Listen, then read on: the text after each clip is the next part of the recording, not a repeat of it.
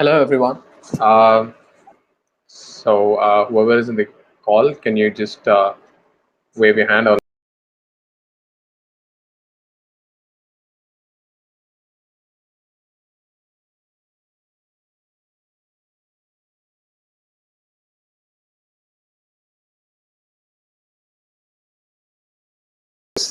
event? This is a session on like Python, and a special thanks to Ramanathan and our speaker of the day. He's the speaker of the day, and to Shiva for organizing this event.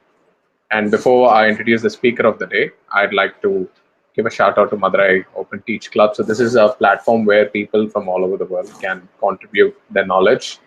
The people working in various domains can contribute their knowledge. And about a speaker for today, our speaker is Ramanathan, and he's the director of Zentropy Technologies and has about 14 years of experience in the industry. And he's also the core member of the Hyderabad Python user group. Thank you, Ramanathan, for joining us this evening and wanting to share your knowledge with us. And just a note here for those in Madurai, after this session is over, you can come to Cloudflow. It's a co-working space here in Madurai this Saturday, where there will be senior Python developers who will be assisting you if you need any help. So there is this opportunity for you to give a hands-on. You can work hands-on with your coding on Saturday. So without much further delay, I would like to hand it over to Ram and start the session. Thank you very much. And yeah, over to you.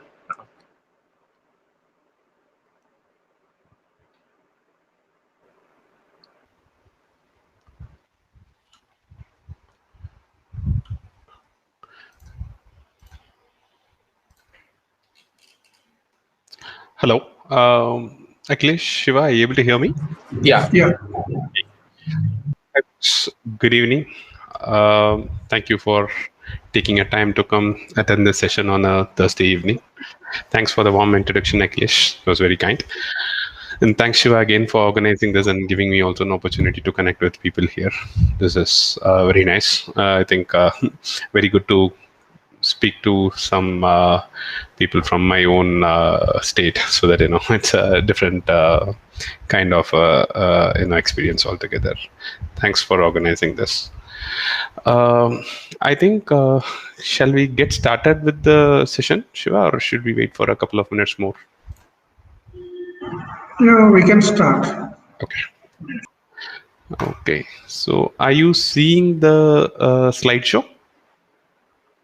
Yeah, we can see it. Okay.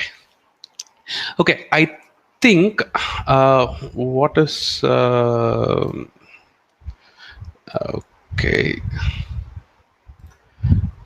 okay, so we'll keep this a little more interactive. So there is this voting thing that I think this AirMeet supports. I will probably enter a question and you can probably answer, so that it is not a monologue that I am doing here, but rather it is like a kind of interactive session. It's a dialogue from both sides. So Sure.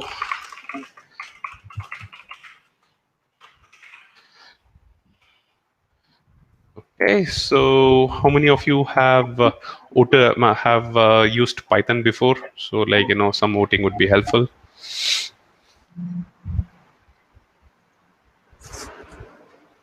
Sorry, where can we find the voting for the benefit of? I think it comes on the screen, if I'm not wrong. Right now, when I start voting, I think it comes directly on the screen.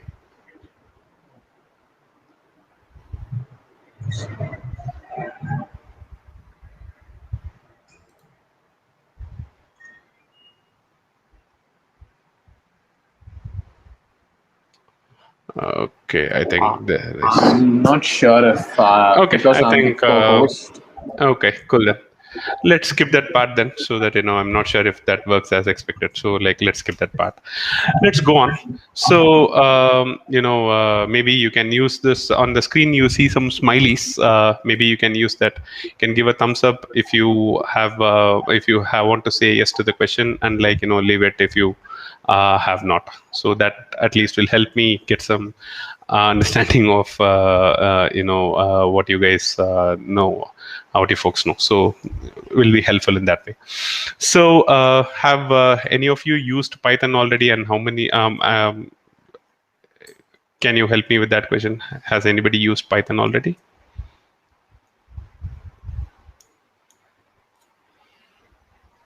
Or you can chat as well. That also helps. You can put your messages on the chat.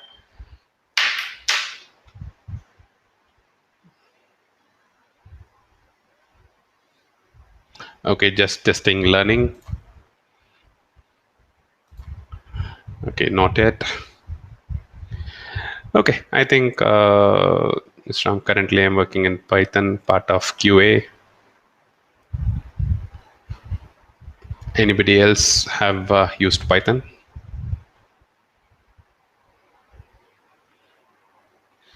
Okay, I will talk a little about my journey with Python before we jump into the whole scheme of things. So I have been working in the software industry for like close to 14, 15 years now. When I started off, I was I was a Perl developer. So major part of my time was I was developing Perl programs, and later on slowly started developing some Java related code. I mean server side coding, where we used to develop big monolithic services which are like very huge and bulky, takes like a lot of RAM. Our programs used to run on like 32 gig RAM or 64 GB RAM machines. It was such a big VM that we used to run. Then came the advent of microservices, where like people said, no, you cannot, you can no longer write monolithic code. You have to split the code and give specific roles and responsibilities to code. And then came the advent of microservices. Now microservices are like kind of everywhere. People have gone to the level of serverless technologies, where they spawn a machine like AWS Lambda, where anything and everything can be done on a new machine at runtime. Like we don't have to provision a machine, maintain it, have a data center, and all those things. Now things have become much better and scalable with advent of cloud. That's where we are. And what has this to do with my journey in Python? Once Java was going through, then came the advent of more and more data. So when after 2012-13 is when more and more data was created, and a lot of importance was given to analytics, and a lot of importance was given to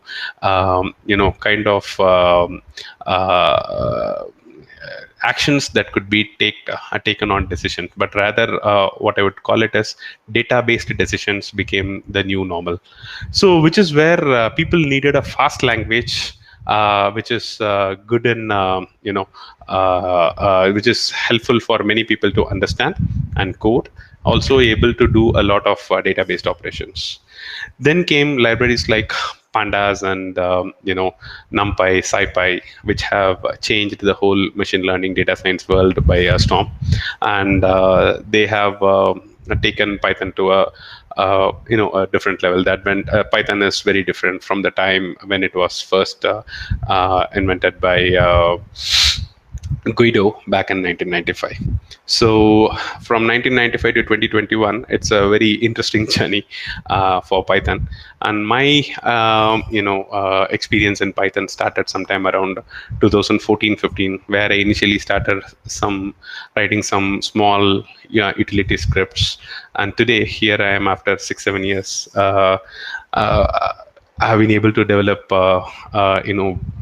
big applications, of course, as I said before, as microservices, where the functionality is big, but are all kind of sliced and diced across multiple microservices.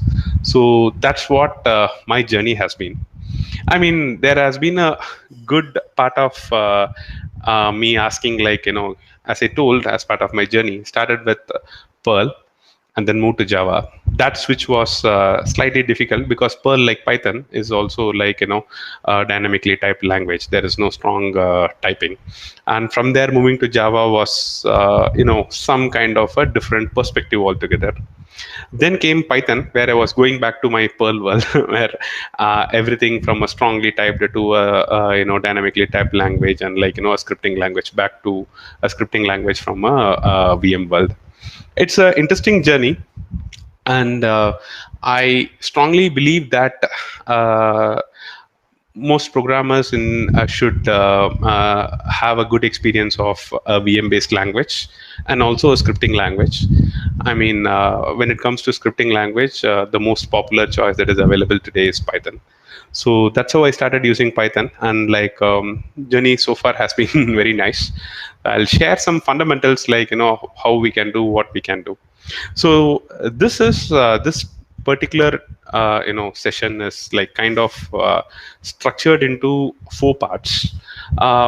One is we will quickly take a look about why Python and stuff like that. Then we will enter and we will understand some basic programming concepts. The third part will be Python basics, wherein you understand the programming concepts and how you apply that with Python. The fourth part would be advanced Python. I would be skipping the advanced Python because that would require more time, and it would require more understanding of the advanced Python constructs that we might discuss.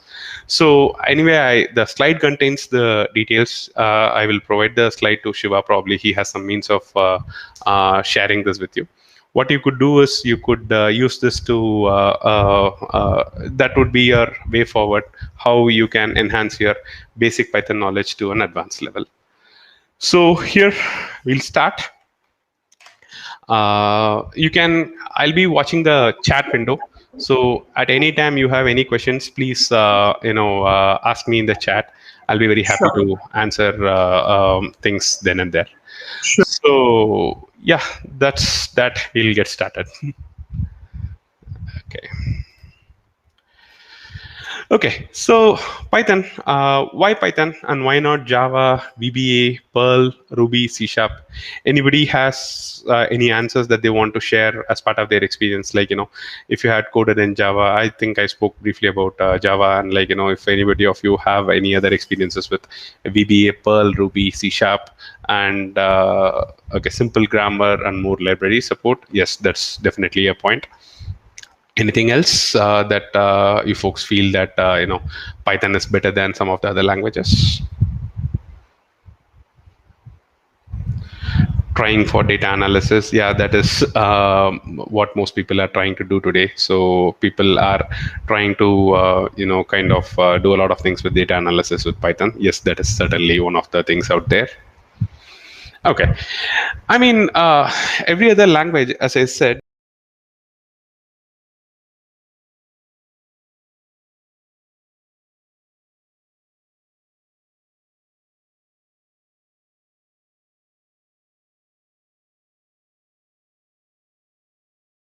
say things like where order of high performance is required, where people use languages like C, C++, and one of the recent things that people also use in that area is Rust.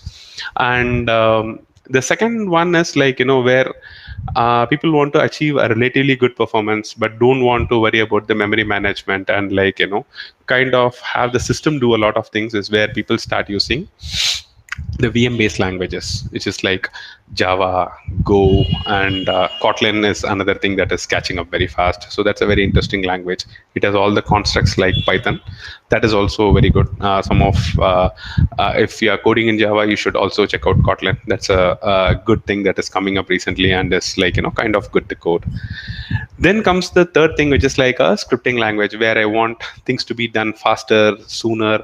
I don't worry a lot about performance, but I want I want to get things done. So which is where things like Perl, Python, Ruby come into picture. So depending upon your use case, you might have to choose a language. So that is very important in what you're trying to do. So I'll answer this also with a slightly different, task. Let's take a very simple task. All that I have to do is I have to read this CSV file. This CSV file will have some commented columns. If you see the second line there, hash comment. So this one is like, this hash comment is this hash comment is a commented line. I want to skip these lines whenever I encounter you know one moment.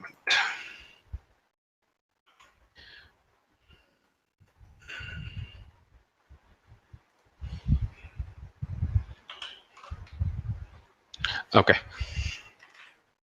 A simple task, as I said, I want to skip the lines whenever I encounter this hash comment. Otherwise, I would like to continue as it is. I mean, I want to read this file and then print the contents of the file. So it is as simple as that.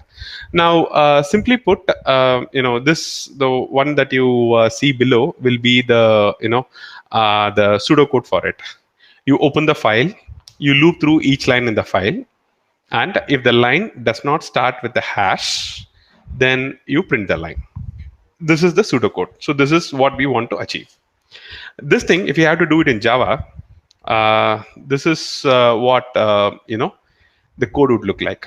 You would have to compulsorily have a class. I don't know why we need a class for this, but Java being a OO based language, we'll have to do this. We'll have to start with the CSV public class CSV file, and then this is the part where we read the file, the buffered reader, and then we open the file, do a read line, and we print it out. Here we trim it, and if it starts with hash, we skip the line. So this is the whole scheme of things that we'll do in Java. Perl is okay. We open the file, and while my line, so this my is something specific to Perl. So this is how your Perl code would look like, and this is how your Ruby code would look like. Then comes Python. So this is your Python code, wherein you open the file. For every line, if it doesn't start with hash, you print the line. This is kind of very similar to the pseudocode that we saw earlier, like in terms of the the structure and the number of and the way of execution, and from a content perspective, the Python code closely resembles the pseudocode. So which is where as some of you were mentioning, it is very easy from a grammar perspective, and you can understand things easily. So which is where Python comes in handy, and it is, many people say it is close to English. If a language closely resembles the English grammar, it is kind of relatively easy to learn and code, which is where the popularity of Python is. Now, this is what it is. There is no compilation required. There is no build monitoring required. As I said, with some of the VM languages, they take a lot of time to build the entire code base and have an executable that can be deployed in a production system. So that we are saved off those kind of things. So which is where there is no compilation required. There is no build monitoring required. There's a comic there. Get back to work, it's still compiling. So that's the time generally some of the big code bases take to compile. There's also, as I said, a good amount of increase in the popularity overall. If you see, the x-axis is the popularity on the GitHub, and the y-axis is the popularity or the rank of the Stack Overflow by the number of tags. You see, Python is somewhere over here. There is then Java and JavaScript, which is always there for quite some time. I mean, there are some languages which are very different. So you have this C, which is also close, but Python is something that is right there on the top. So, and given that it is one of the loosely typed or statically, dynamically typed languages, this becomes one of the choice that most people go with. I mean, as I said before, choice of programming language has also to do with the job at hand. We can almost do anything and everything with Python, but as I said before, if you want a really low latency coding and you want to manage the memory by yourself and stuff, there are languages like C, C++, Rust that you have to look out for. Whereas if you want to have a good compile language so that there is good amount of performance where you don't want to manage memory, then you go for some of the VM languages. You want to get things done and build a lot of utilities and offload the data science and those things, then probably Python is one of the most popular choice. Let's get started with some of the fundamentals. I wouldn't call this Python fundamentals. I would rather call them as programming fundamentals. So basically speaking, like, we have there are many data types. So basically, Python supports all these data types. It supports a Boolean, it supports an integer, it supports a float, and a float is like your double or like a decimal point numbers, and it also supports a string, which is a character. So there are native operations that are supported. You can add two strings, you can add two numbers. You can a string when multiplied will actually repeat the thing. The subtraction won't work. It will result in an error. The subtraction of two integers results in another integer. So these are simple data types. So this is like not Python specific, but these are some of the data types that are like available across most languages, and Python also supports all these data types. The next one is the structured types. So then there are you have the native or the most in Java like languages, you call them as primitives versus box data types. So here you have the primitives are the ones that we saw, and then there are like little more structured data types. They are composed of other simple or structured data types. So like let's say a string is like a culmination of many characters. Then you have a list. A list can contain multiple elements. A list of integers contains all integers. List of strings contains all strings. Beauty with Python is you can have a list of anything. You can have a list where one element is a string, one element is an integer, one element is a float. That is possible. And there are much more advanced data structures. Then there are variables. Variables are the ones, if you have done programming before, you might know this. Variables are nothing but a helper text that will help us point to a reference or a memory in place, and like we can use that for referring to data. So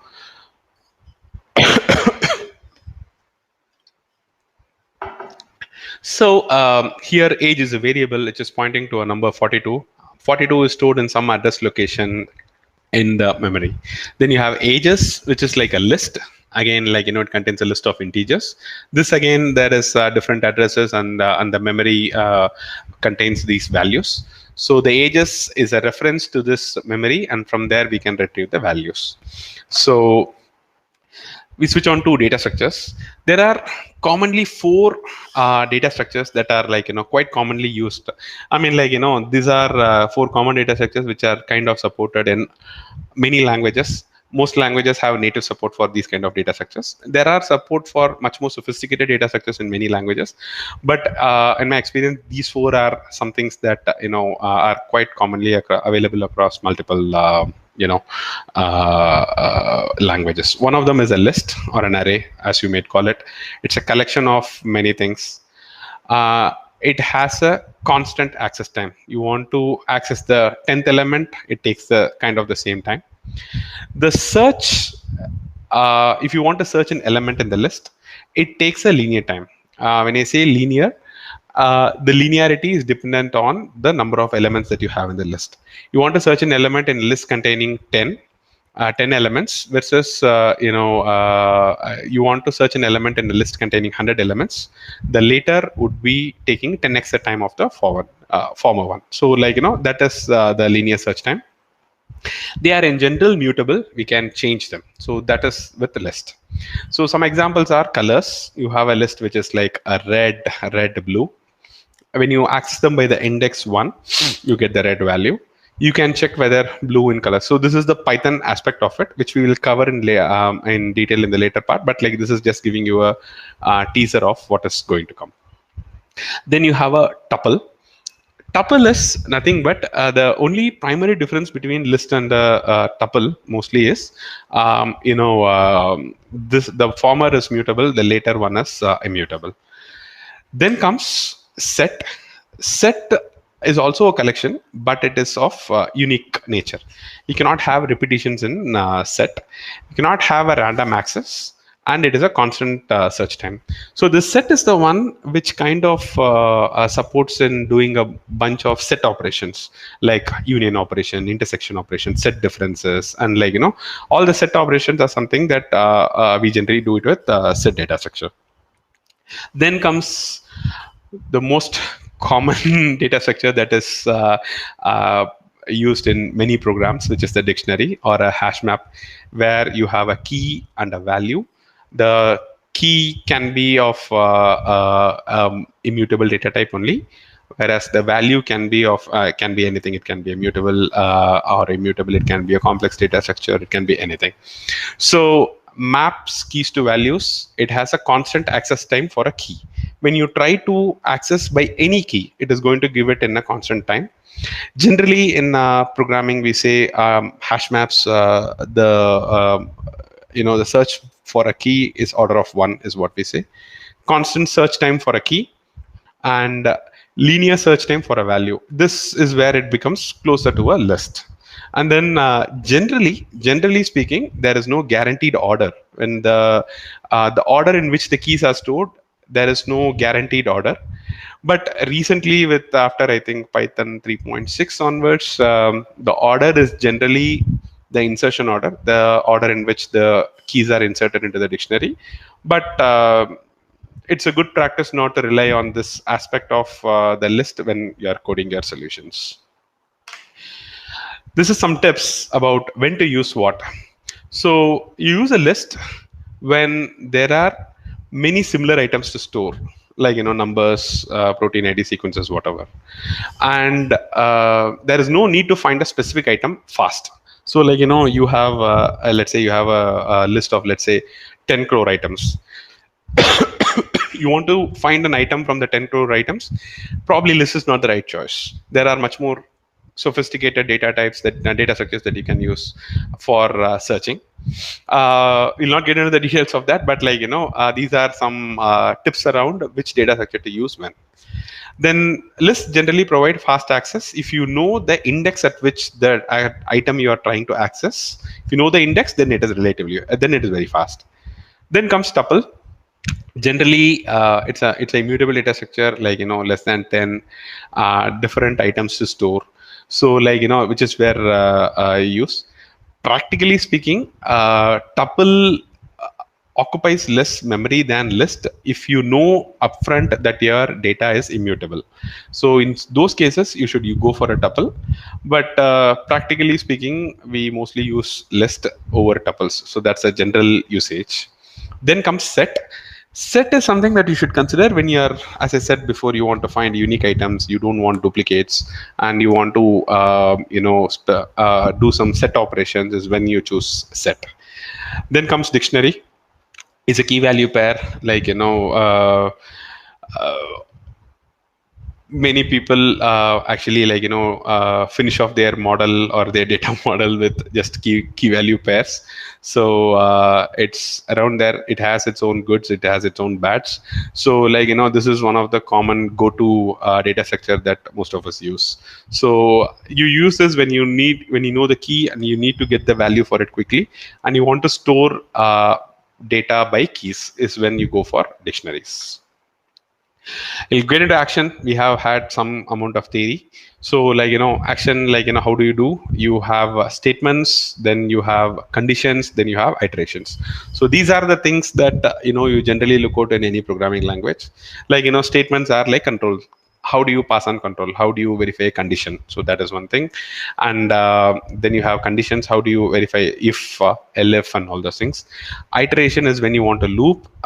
For, while are the things which provide you iterations. This is how you check condition. You'll get into greater detail in this. This is some iteration. Then you have functions. What are functions? Functions are nothing but they are pieces of code where they break complex problem into smaller pieces. So basically, if you want to do something over and over again, instead of repeating the code, it is always a good practice to organize that as a separate function. And you call that function again and again instead of repeating your code. So that is where functions generally come into picture. And this is one complete example where you have a couple of functions and then you call the function. So this is what we are. This is general programming tips, not specific to Python. it is a big debate. I will not get into it, but my personal choices use four spaces instead of indentation, because tabs can have different tab settings. So I prefer spaces over tabs. I don't want to start a war here, but this is something of my choice. Then comes lines should not be greater than 80 characters, because this goes back a little older practice, but I personally have myself switched over to 120 characters. So that is what I do these days. And break complex code into small functions, and do not duplicate code. Create functions, as much as possible you should create functions. So we'll take a small question session, then we'll proceed with the next part, which is the Python basics. So I'll take a couple of minutes or two, or a little more than that, to answer any questions. So yeah, Shiva says that you please raise your hand and we can unmute. So that is something that you can do. Any questions so far that you have? We can take it up now and we can answer some things now. I've got a question. So there was a few discussion around data analysis and data engineering. So why do you think, in your opinion, why do you think like Python is a good language to learn to get started with data science? Yeah, so one of the things is, you can try out things very fast, and the most common algorithms, or the kind of things that are available in the data science space, the libraries are already available. So you can focus on your problem than spending a lot of time on the infrastructure per se. So let's say you want to try out let's say you want to try out a neural nets based a solution. I mean, there is TensorFlow, there is PyTorch. You can actually quickly get the concepts, and there is so much of boilerplate code that is already available, which people can use to get started and start coding. So it reduces the startup time considerably, and you start focusing on the real problem at hand. And just not that, on the infrastructure side as well, with data comes this problem of handling huge volumes of data. I mean, there is support for all the modern day streaming things. Like Spark has a support in terms of PySpark. Then there is a good support in Python for Kafka, and general queues and all those things. So any of the big data processing, there is good amount of support in Python. So if you are out there trying to start out in data science, you are making no mistake by choosing Python. So Python also has a good ecosystem. When I say ecosystem, it's just not about the libraries and functionalities. It is also about the community. You have a much welcoming community. There are people out there who are kind of ready to help you out, mentor you, and there is this Python Software Foundation, which is a global body which focuses on spreading Python. They also conduct annual conferences in terms of PyCon India. I think there is one plan for this year as well. So the community is good, and the community support is there.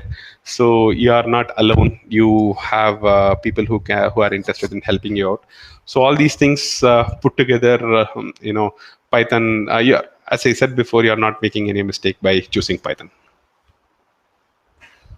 Yeah, thank you. And there is this small debate, especially in data science. And if it is completely Python, I don't want to bring this, but there is this small discussion around choosing R versus Python as a data analysis or data library. If it is not relevant to the topic today, you can ignore it. But yeah, I'll take a minute to talk about it. It is another common debate, R versus Python. In my experience, what I have seen is, if you are a end user who is just interested in analytics, probably R is better, because the support is better, and there are many things that are available. But if you want to take your code to production, and you want to have a kind of a reliable system, you want to develop your prototype into a much larger system, it becomes relatively much easier with Python. So strictly speaking, from a pure data science perspective, almost everything that you can do from a data perspective in Python, you can do that with R as well. But when you want to take your product solution to a product, is where Python, in my opinion, plays a big role in, like, helping you ease out the effort involved in taking that to a product.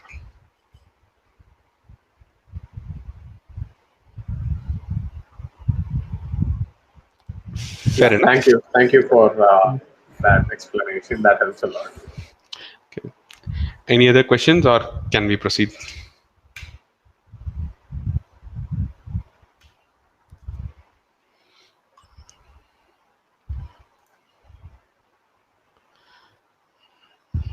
Okay, we'll proceed. Then I'll jump into the Python basics. So these are some of the data types that are available to us. These are some of the data types that are available, as we said before. The simple types involve string, integers. Then we have, long, and then we have float, hexadecimal. So all these things are supported in Python. Every data type is an object. Then you have these structured data types, which is a list. This is how you initialize a list in Python. Then you have a tuple. Dictionary, as I said before, is a key value pair. You, on the left side you have a key, on the right side you have a pair, or you have the value. Set is nothing but it will only store the unique items. So if you see, like, we are initializing a set by providing it a list of items 1 to A. It will just create a set. Frozen set is nothing but a set, but that is immutable. So that is another thing. Then that's a inbuilt structured data type that is available for you in Python. Then you have function. Function are, like, again, objects. So you can define a function dynamically using lambda. So where you have lambda xy are arguments, then your return value is the addition of the two, x plus y. So these are the data types that are available. DIR is one helper method that is available for you in Python, wherein, like, will give you the details of this particular thing. And help is another function that is available for you, which can be used to see the syntax and, like, the utility of that thing. Then comes tuples. We'll start with tuples. So this is how you this is how you create a tuple. So with simple braces and, like, 1, 2, 3, or like red, green, blue, they are immutable. As I said before, they are not like list. Once you create it, you cannot add or remove items from them. Then this red comma is one is how you create a tuple with one item. So this comma is something that you have to do. So as it is done here, 1 comma is not equal to 1. This is a tuple, this is not. So this is something that you need to be careful about. With a tuple, you can access items. You can access items by their index. The 0th index gives 1. The third index gives, the second index gives 3. You can also get a subtuple, like, starting from the first index to the third index, which is like, 2 and 3. It is like exclusive on the inclusive on the right, but exclusive on inclusive on the left, but exclusive on the right. So this is the general thing. So you can also do a dynamic assignment. So, like, where you can, on the left side you have a tuple of you have a list of variables, and right side you have a tuple. Now AB3 will ABC will kind of assign 1, 2, 3. So this is something that you can do. This is something with the vector addition. I'm going to skip this part. We'll get to list. This is how list is created. You can create a list by just having a open close braces, or you can have the keyword list and a function open close braces behind it to create a list. So this is how we initialize a list to a variable. Nums is a variable that contains a list of 1, 2, 3, 4. You can access them by the index, or this one is getting all the elements. This one is getting from the 0th index till the second index, which is like leaving 2 till 1. So when you have 2 colons, this is like you are accessing a sublist, but with a step of 2. So what this will do is start from the beginning, but it will only print the alternate items. It will print only 1 and 3. So this is start, stop, and step. So that's how this index works.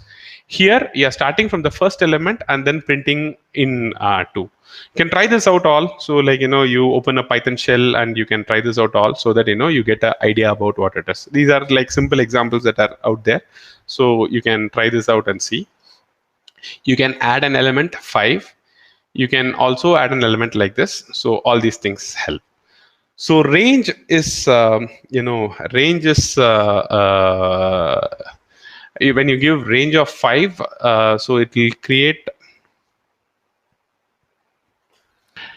internally a generator. We'll get to generator slightly later, but think about it like a list. When you can create a list using this. You can also have aggregation operations over this, wherein you can you can actually kind of sum or find the maximum number of elements. So those kind of operations are possible. You can reverse, you can sort. So all these things are possible in a list. As I said before, lists are mutable. This is the second data structure that we spoke about. You can slice it. Some of these examples are something that we already saw. Anyway, this is something that we will do based on a string. Another string is a string. Then we can access the elements of that array, and we can kind of do all the operations that we did to do things. So I'm going to leave this for you to try out, but like the slice, as I said before, you have to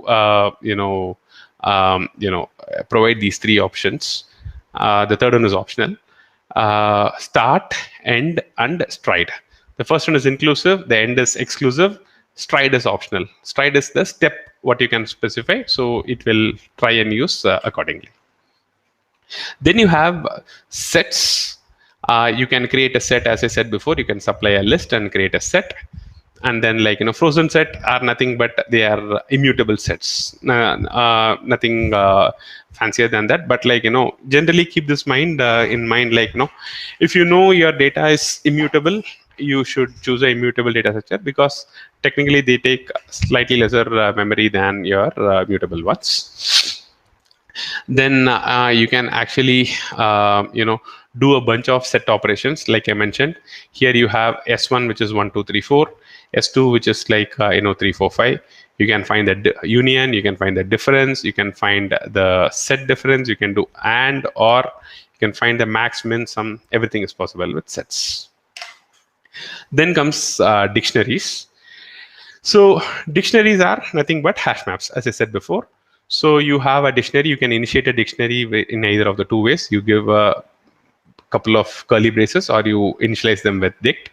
You have a key and a value, and or you can initialize them this way as well, where you have a dict and you use the key value. So this is something that you could use. Now you could access the elements using the key d of pi, or you can assign values using d of pi is equal to 3.0. You can do all these things using dict. These 2 are the last part of it are slightly interesting operations. When you can use a get operation on a dictionary. What it does is, if it is available, it will return the value. If it is not available, you can give a default value. So what this does is, if the dictionary contains a key 2, it will return the value of 2. If it doesn't contain, it will return 2 as the value, which is the default value. The next one is set default. The difference between get and set default is, get just returns the default value. Set default also sets the default value into the dictionary. Okay, so let me know if you want to see some of these on a Python console with an example. I can do that. If you want to, you can tell that in the chat. If you want to see some examples of this in real, we can see that.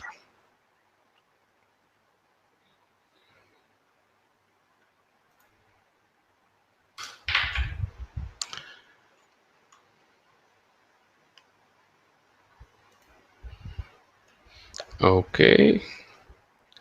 Okay. Let me show that.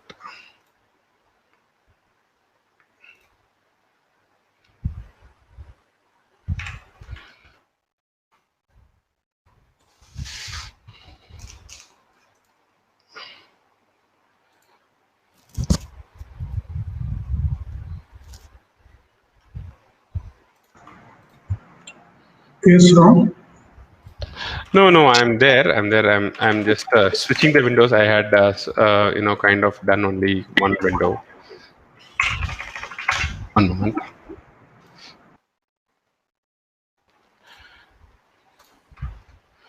Okay. Are you seeing my screen? Yeah, we can see. Okay. You are seeing the command prompt. No, we are actually seeing the Amit. Okay.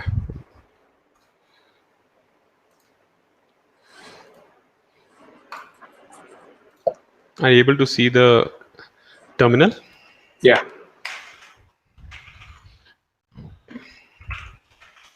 So this is.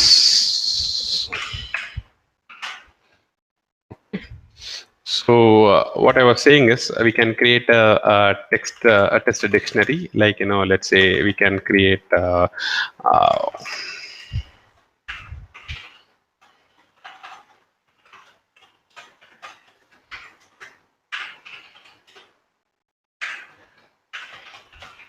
we can create something like this. Now your D1 is this dictionary. Now we can access, say something like this. We can access the D1 of 1. This will give me these values. Now what we can also do is we can do 2, which will give this value. Now if I access 3, it will give me a 3 key error because we don't have this. We don't have that key defined in the dictionary, which is where this thing comes handy.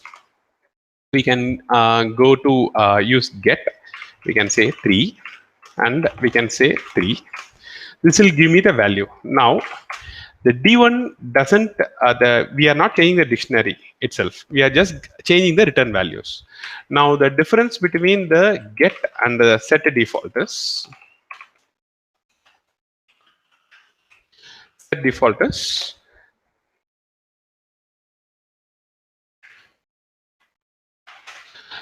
now we are getting the value 3. Now if you look at D1, the key and the value are also inserted into the main dictionary.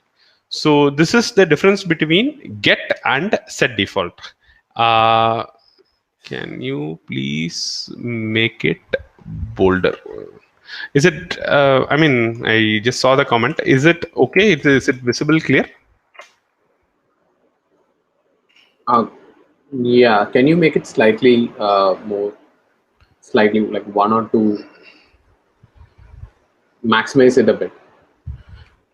Yeah, that should be, Okay. yeah, that's good. I Okay. think that's good. Okay, so I created something called D1. I'll just repeat it.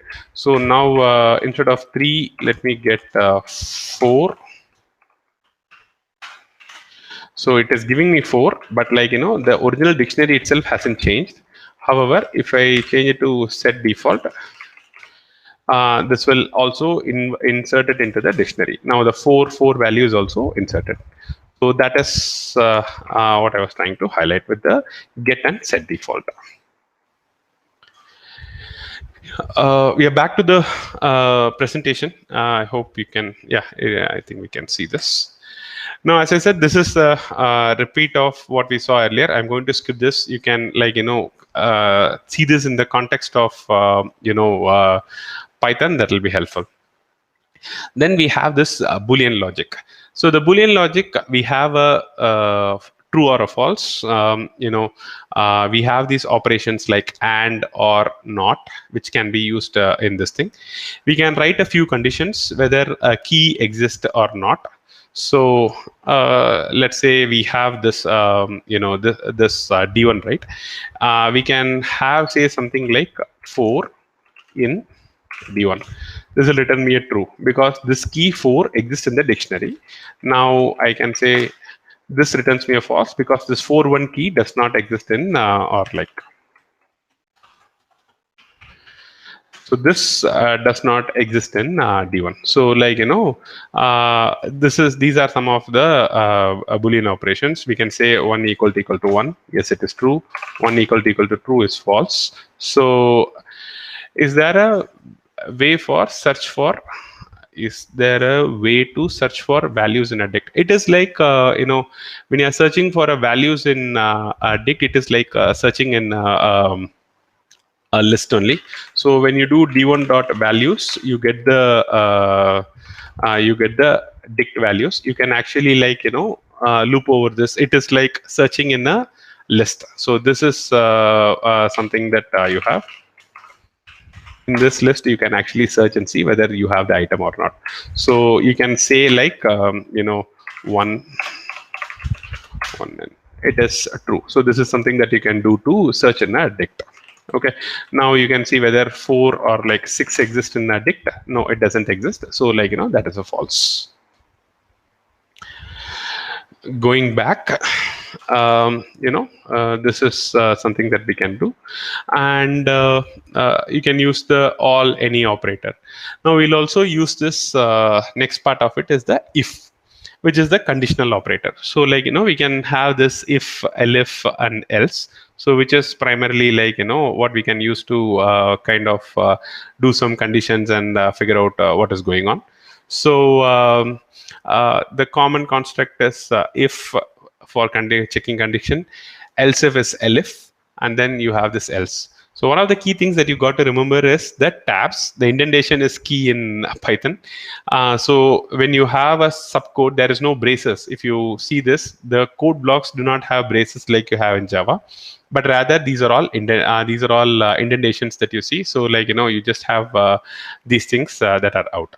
So you have this conditional expression, which is kind of very good. You have this if else. Now, let us say I'll give you an interesting example. So you want to assign a variable a equal to, you want to say a equal to 6 in list of d1 dot values. Okay, so now if you look at the value, it is false. Now you want to say present versus not present. So you can say present if it is there, else not present. So this is something that is handy, where you can write one-liner if statements, which will help you very simply if you have to write some condition. Now a will be not present. Now instead of the thing, let's say instead of 6, let me say 3. Now a is present. So you can check a condition and accordingly do some assign some value to a variable like this. So this comes very handy in many coding times. Then we have this for. We can kind of do this for statement for element in the iterable. You can take an action. Say for instance, let's say for I in a range of 5 colon, then you have to give an indentation, then you say print I. Now this will just print 0 through 4. The range is nothing but I told you about generators. So the range is nothing but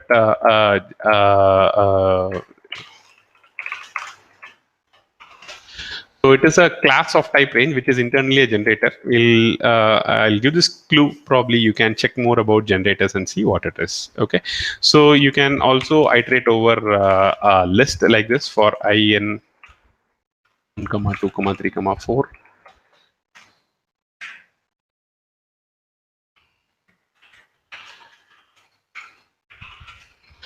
Print I.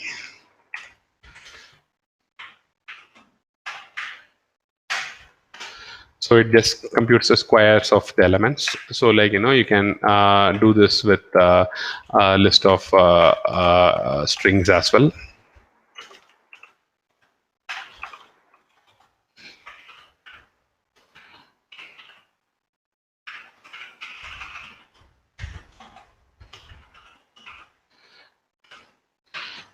So for in the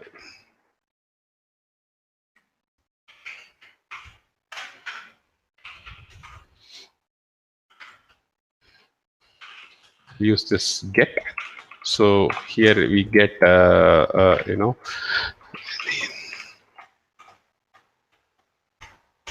So So what we are doing here is we are looping through the string array 1, 2, 3, 4, and then we are getting it from the dictionary D1.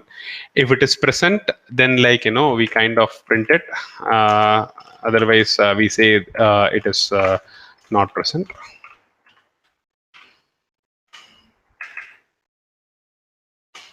So 1, 2, 3, 4 are present in the dictionary, so we get it. 4, 5, 6 is not present, so we get a NaN.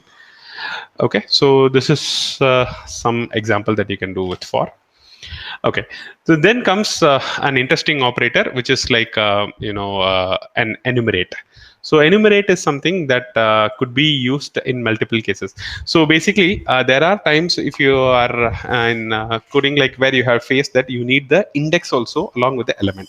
So if you want the index also along with the element, one thing that you can probably do is something called an enumerate. So here, what we can do is we can say enumerate, and then what we can do is this is the index comma value, and then we will say print index comma value. So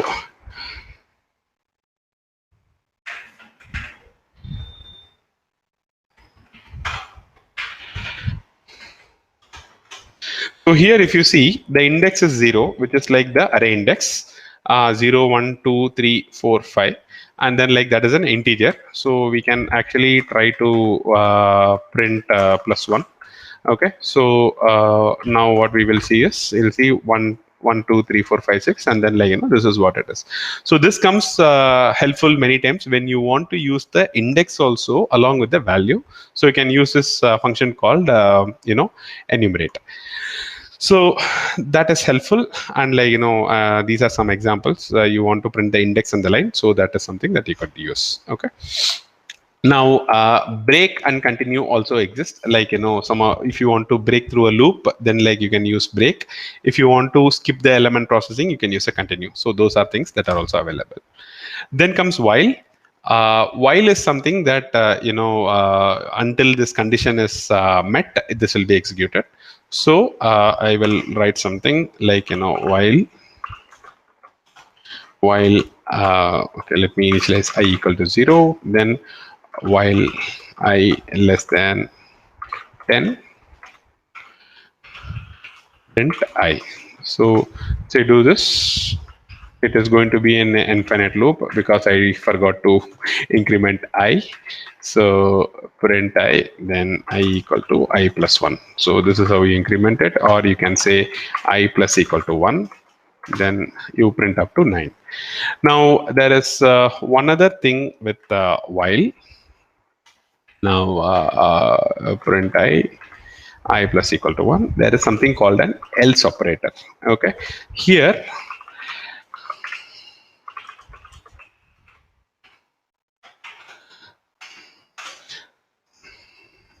I forgot to initialize I.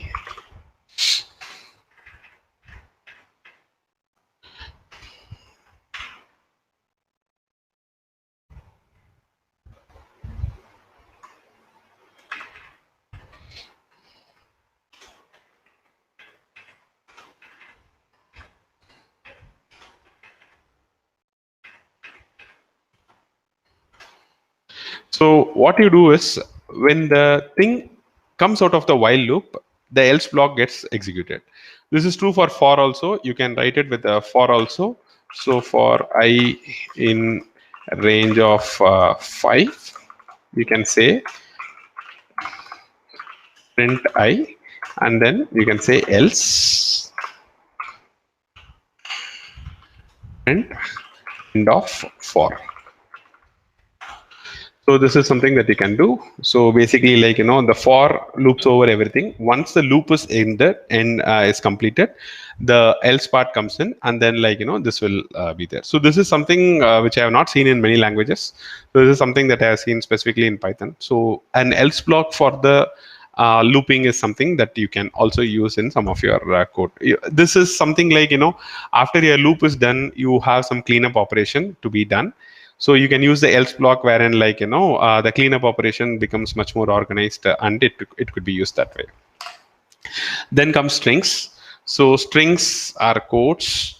You can apostrophes. You can do them with single quotes also or double quotes also. Both are acceptable. They are immutable. You can mix them or you can escape them. You can put a tab. So all of these things are possible. They are immutable things. String functions are like, there are multiple. You can find the length of a string. You can find whether a word exists in a string. You can count a variable. You can strip is like generally used for deleting the end characters, and you can replace a few characters. You can get a substring. So this is something interesting. So basically we saw uh,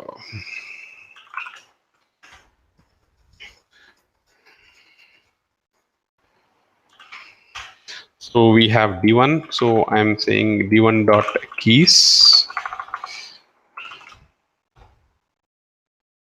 d1 dot keys is this. So basically what we can do is list. We can join all these things with a kind of a separator. Let's say double underscore dot join, and then you can join all these elements. So this becomes 1 underscore 2 underscore 3 underscore 4. So what you're doing is you are taking a list, and for all the items in the list, you are joining them with a delimiter, which in this case happens to be double underscore, and then you can do. So these are some of the interesting things that you can do. Then comes references. References are like, your variables. You can assign variables to existing variables. You can assign variables to values. You can assign variables to list. So this is like in any other programming languages. You can kind of do this. We have been doing this all along in the coding. So like shouldn't be something that you should be worried about. Then comes functions. Functions are piece of code, as I said before, which help you in reducing the overall complexity of your code.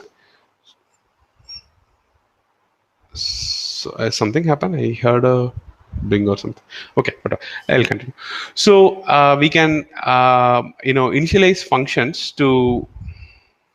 Okay, we can initialize functions to, like, we can define functions to do a sub work. So here we have add as a function. Add is nothing but it is adding two numbers and then returning it. Increment, it is just incrementing by the increment. So this is something that is interesting. This is what we call a default value for the function. Okay, so let me write a few functions. How you write a function? You use it with a def. You have fun1, you have a comma b. Okay, and then what you do is you return a plus b. Okay, and then now what we do is, now our fun1 is done. We will print fun1 of 4 comma 5. So this is 9, 10, and then 8. You can do all these things. Now the interesting part about functions in Python is you can actually assign a default value to them. So you can set a default value of 10 here, and then you can say print of a plus b. So this is interesting. So when you say fun1 of 1 comma 4, what this will do is it will print 5. If you say 7, this will print 8. But if you just call fun, it will assign a default value of 10 to b and then compute the function. So this comes handy many times because from a user perspective, you don't have to always provide a function to the, you don't always have to pass an argument if there is a default value. This is something that you will see more and more common in the data science libraries. Almost all the arguments in the function will take some default value, and you are providing only the most mandatory values that are required for you. So that is with respect to a function. And you can kind of, this is how you define a help for a function. Triple quotes docstring is what you do to define a docstring. We spoke about arguments. So the arguments, you know how many arguments you are going to send, or you don't know how many arguments you are going to send. So there are two types of arguments which are available in functions in Python. One is the positional arguments, where you have to specify them in the exact positions. Then there are keyword arguments. So you can actually specify this function. You can say b equal to. You can specify this and still it will work. These are your keyword arguments because it has a default value, and you can override that default value by specifying a specific value. So you can spend more time on understanding this variable arguments and this variable keyword arguments. This is an interesting area where, like, you can learn something quite useful, because like it will help you in using most libraries. Then comes generators. I'm going to skip this part in interest of time. Generators are slightly, kind of complex things. I think you should look at it separately once you are done through the basics. Then there are list comprehensions, where you can do some specific operations in a single line. So this list and generator are slightly advanced. I'm going to skip them for today. But you should know that you can do something like that in Python. Then comes the interesting part, which is like exceptions. So every time you kind of write a piece of code, there are always going to be problems with that. How do you handle those exceptions? So how you handle those exceptions is, you have this try except block, which is useful for you to handle exceptions. So let me write something here. So let's say try, and then I'm just going to do a divide by 0. So this piece of code will fail. So I will write exception except ES exception. I'm handling the global exception, and then print E is what I will do. Now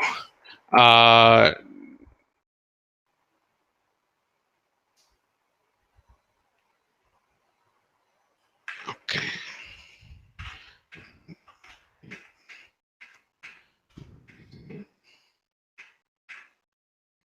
Let me just accept it.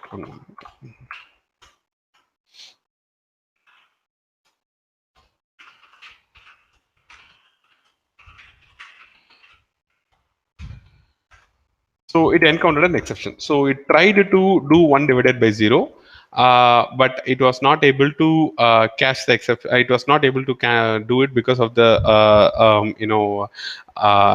divide by 0 error. So in which case, we can actually do this thing. So if you look at the exception hierarchy, you have this exception. Then this is how your whole sort of exceptions or errors are like organized. When you're writing a big block of code, there are a variety of exceptions that you might come across, and you might want to handle different exceptions differently. Python provides this thing wherein, like, you can try a piece of code. Depending upon the action, you can actually, like, kind of take an action. So if it is divide by 0, you print something. If it is IO error, then you print something. If it is any other exception apart from these two, you do something else.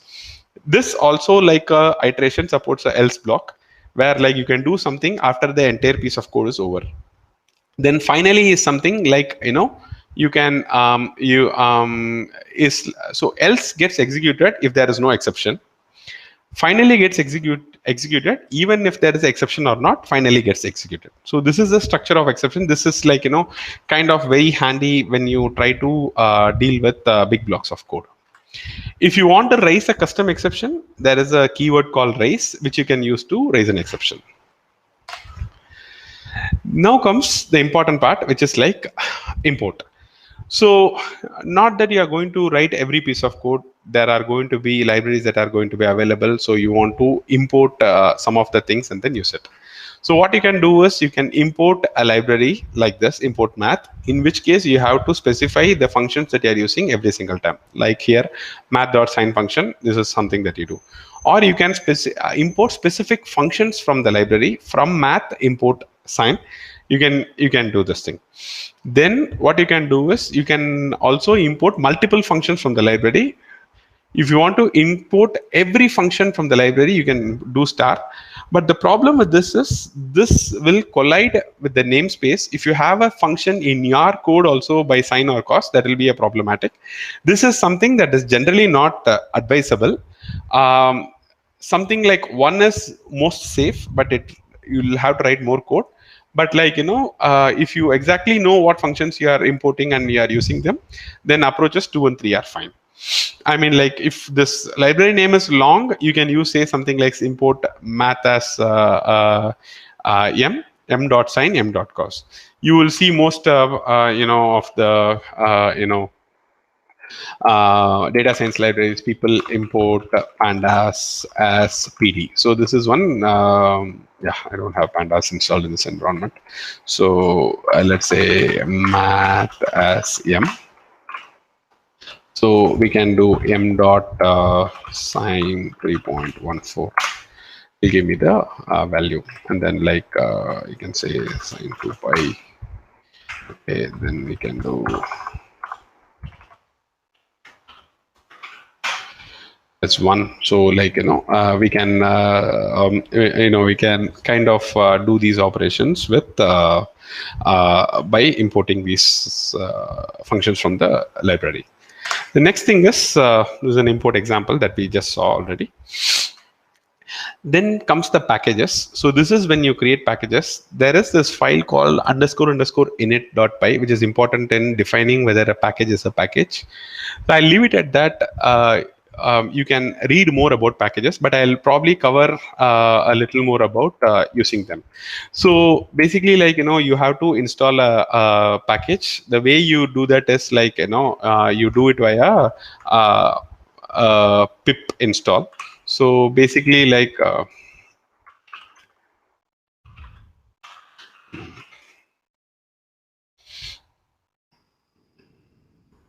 okay, so I don't want to install it in the overall library. So basically, I will, give you a few suggestions how you should do it. So there are, modules like pip, which are available. These are utilities, Unix, or it's available across all operating systems. You can use them to import, install, and install specific libraries of your interest. You can use them, and you can import those libraries in your code and start using them. So that's packages. The last part is you return some code. How do you test it? You should use it. You should do it using what is called unit testing. So unit test is an existing library which you can import and start writing test cases. So there are specific things with respect to unit test case. You can write a class which is a subclass of unit test, not covering inheritance and OO concepts in detail. But this is how you can add. So typically you wrote a method add which returns a plus b. You wrote a return method multiply which returns a product. This is how you write test cases, wherein you assert equals 4. If you add 1 and 3, you got to get 4. So this is how you write test cases, and you can verify with various inputs. And when you run unit test.main, the entire unit test gets run. And if it passes successfully, then you are good with your code. Otherwise, you have to go fix something in your code. So that is mostly. And one other operation that is quite commonly used is file reading and writing. You can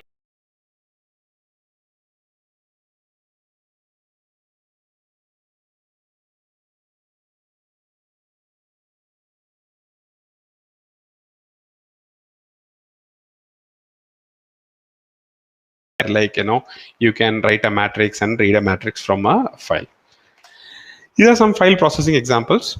If you want to find the number of items, so you open a file and then do read lines. This will give everything as a list. The length of it gives you the number.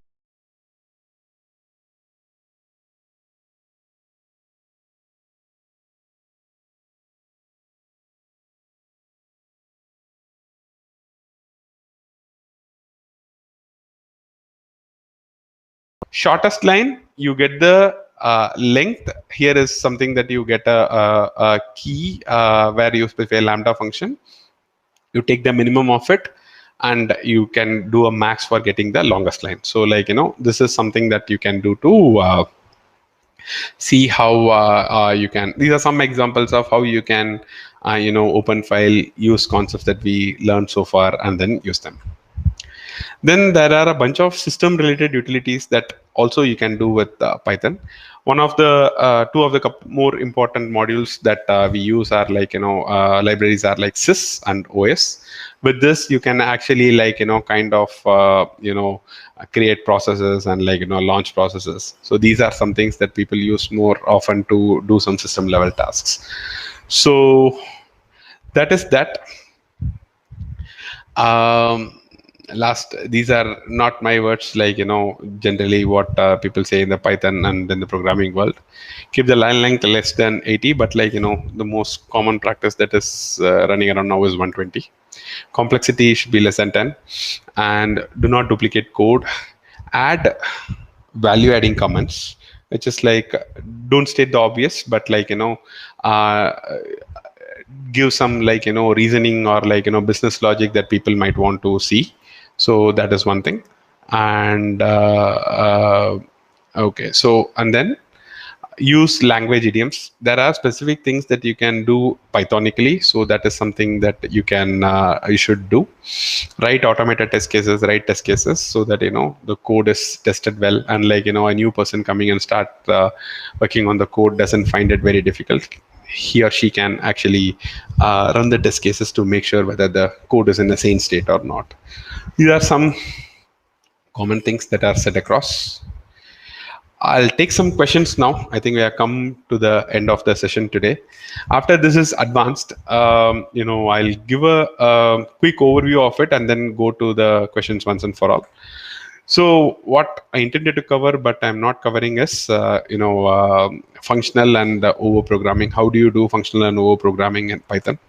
So there are first you need to understand what is functional programming paradigm and over programming paradigm, and accordingly approach it. Python supports both of them. You can some of the things that we saw, like the min, max, are all like functional programming constructs.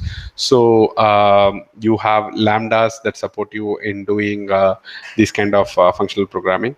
There are these specific list operations like map, filter, and reduce, which help you in attaining some of the functional programming constructs. So map is something that is done across every element. You can filter, you can map reduce is one of the common operation that is being done, where you map some function to every value and then reduce it to an eventual value. So these are some examples. Then comes object-oriented programming, wherein like you can define a class, you can like have hierarchy, you can do inheritance, and you can you can one moment. So like you can attain almost everything that it's possible in a proper over language.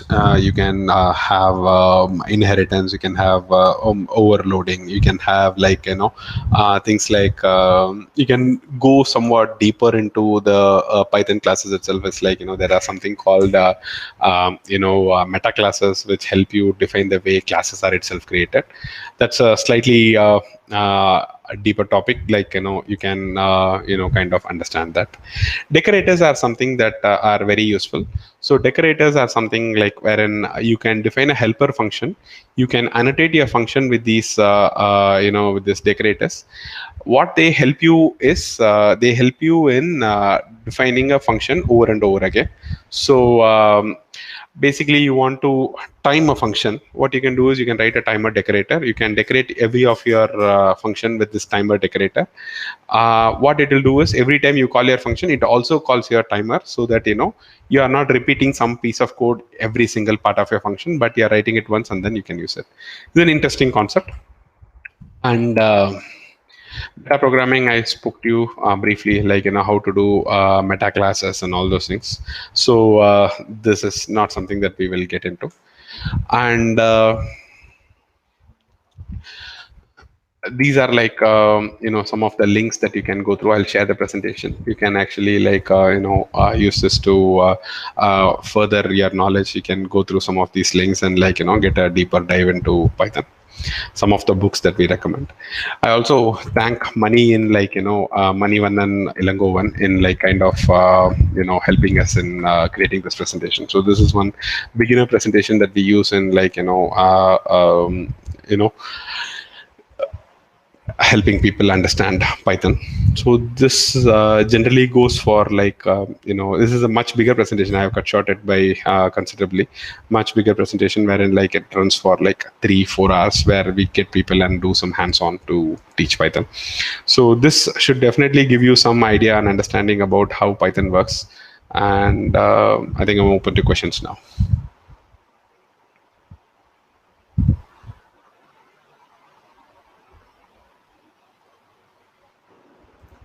Yeah, there is. I've asked in the questions tab.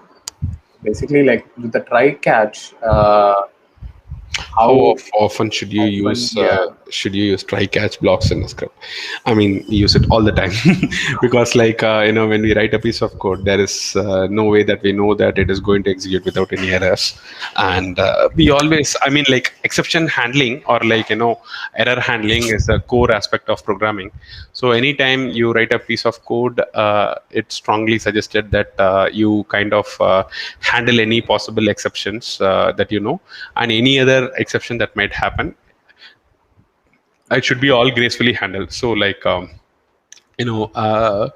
personally we write try catch blocks all the time because we are dependent on some of the external data and APIs and whatnot. We never know when they can fail or like go down. So it is always good to have a defensive coding in terms of handling all these exceptions in a much organized way than like having the script or like the program fail in runtime. Cool. Can we reverse a list? Yes, we can. So like there is a function called reversed or like list.reverse, which you can use. Maybe I'll demo it. So let's say a equal to 1 comma 4. A dot reverse.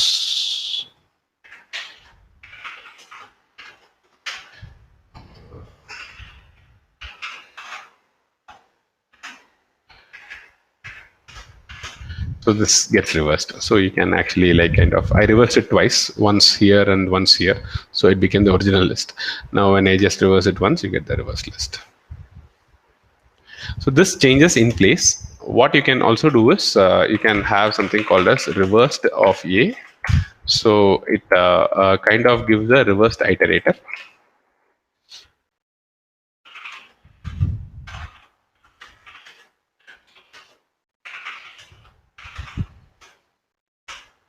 So it gives the reversed. So, but like, your original list is not affected by this reversed operator. So that's a different.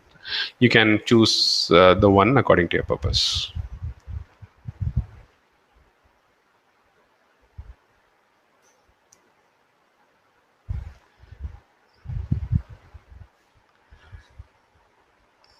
Okay. This is like a Q1, how to display the contents of a file in reverse. So basically you read the file, you have a file, you open the file, you read the file, then you apply a reverse on top of it. That should help you in like, reversing the contents of a file.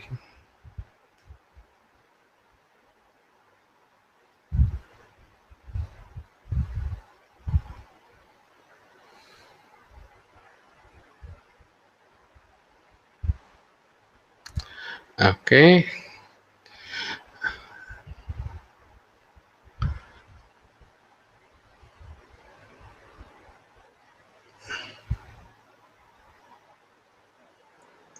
Do we have any more questions? Can I search?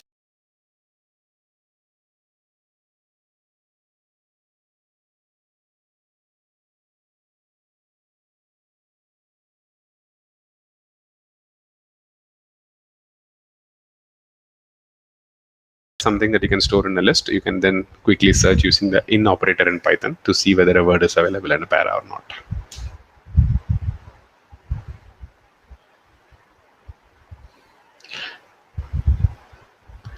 Will there be future sessions like this to advanced levels? Something that I'm not sure. Shiva might be better placed to answer that. Sure, we can plan it. And really, thanks for your time and support. Sure, Shiva. We are expecting more turnout, but I don't know, maybe. Yeah, I think this is.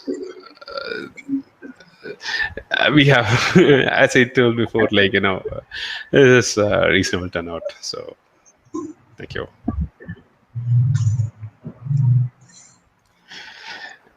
Any more questions? If not, I think like we can kind of end this.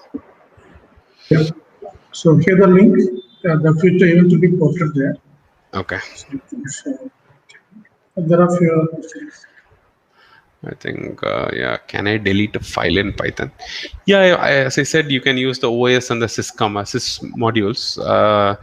You can fire a, you can fire any of the commands that you can use in Unix to delete a file. But you got to be a little careful, before deleting a file. So in the OS and the sys packages should provide you the needed support for whatever you're looking to do, mostly in the system and the OS side.